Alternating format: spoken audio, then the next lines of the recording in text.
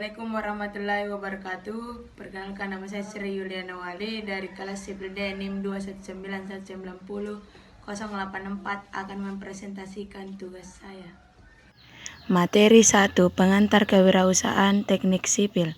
Kewirausahaan atau entrepreneur itu sendiri berasal dari bahasa Prancis, yaitu entrepreneur, yang mengandung makna to undertake, yang berarti mengerjakan atau berusaha atau melakukan suatu pekerjaan. Technopreneurship terdiri dari teknologi, entrepreneurship, technopreneur, dan technopreneurship. Peran teknologi yaitu meningkatkan efisiensi, meningkatkan produktivitas, meningkatkan kualitas produk, memperluas pasar, alat publikasi, dan pemasaran. Materi 2. Konsep dasar kewirausahaan. Jumlah pengangguran di Indonesia 10% adalah kaum intelek yang menyandang gelar pendidikan perguruan tinggi. Kemudian, untuk bahan diskusi yaitu siapakah yang bersalah? Apakah mahasiswa, orang tua, pendidik, atau pemerintah? Insinyur Ciputra, generasi muda sudah saatnya mengubah pola pandang. Jangan hanya berpikir menjadi pegawai selesai lulus dari lembaga pendidikan tinggi, apalagi pegawai negeri. Menjadi wirausaha perlu dipikirkan sebagai pilihan. Untuk memajukan perekonomian dan kesejahteraan Indonesia, butuh 4 juta wirausaha, terutama yang inovatif. Di Indonesia baru ada 400.000 atau 0,18%, idealnya 2% dari populasi. Ada 3 jenis wirausaha menurut Insinyur Ciputra. Yang pertama yaitu necessity entrepreneur, replicate entrepreneur, dan innovative entrepreneur. Solusi yang dapat dilakukan yaitu yang pertama, lembaga pendidikan tinggi diharapkan mampu menciptakan jiwa wirausaha sehingga mereka mampu mandiri dan menciptakan lapangan kerja. Yang kedua yaitu pendidikan kewirausahaan atau entrepreneurship Indonesia perlu ditingkatkan. Mengubah pola pikir. Bagaimana mengubah pola pikir baik mental maupun motivasi orang tua, dosen, dan mahasiswa agar kelak anak-anak dibiasakan untuk menciptakan lapangan pekerjaan daripada mencari pekerjaan. Materi ketiga, pengembangan technopreneurship di perguruan tinggi dan implikasi kebijaksanaannya. Kewirausahaan teknologi atau technopreneurship dapat diartikan sebagai kewirausahaan yang aktivitas usahanya berbasis pada teknologi, sedangkan pewirausaha teknologi yaitu technopreneurship. Konsep dan teori kewirausahaan serta konsep dan teori teknologi dapat menciptakan teknologi preneurship atau model pengembangan technopreneurship. Materi 4.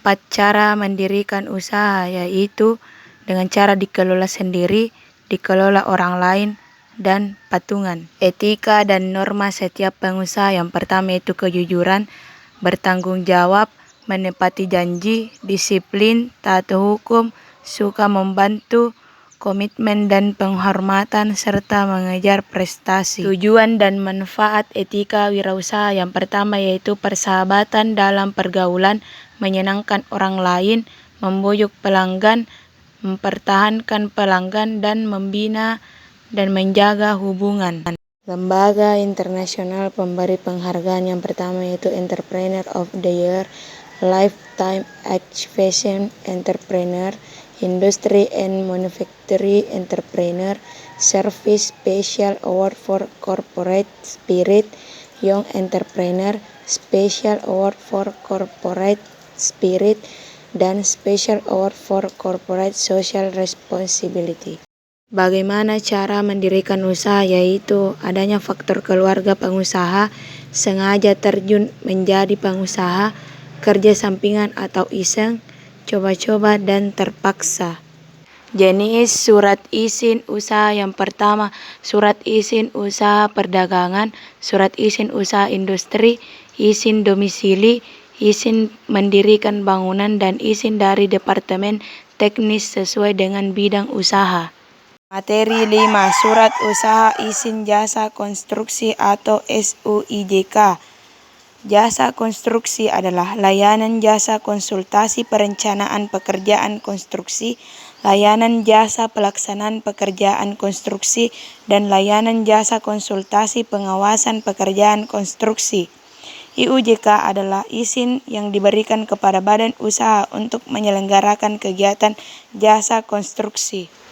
Jenis-jenis IUJK yaitu IUJK Nasional, IUJK PMA, dan IUJK Bujka. Dasar hukum pengurusan SIUJK yaitu yang pertama, Undang-Undang Nomor 2 Tahun 2017 tentang Jasa Konstruksi pengganti Undang-Undang Nomor 18 Tahun 1999 tentang Jasa Konstruksi yang sudah dicabut dan tidak berlaku lagi.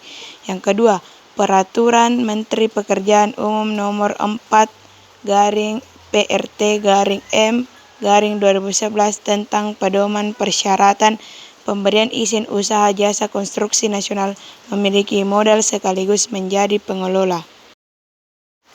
Syarat pengurusan IUJK yang pertama itu sertifikat keahlian atau sertifikat keterampilan.